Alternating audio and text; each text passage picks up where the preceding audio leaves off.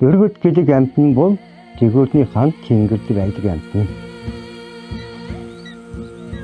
Өөхөлөг саган болохоор нийслээ байгаад жингэлд гараад хайлдаг, газар дээр цэгэн хайлгүйгээс яардаг.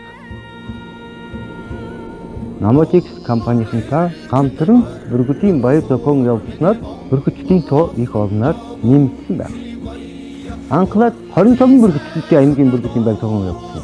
Одоо бүр 2-300 уусгаад байна. Энэ бол өргөдлийн баяр зохион явуулсангаа ачаа.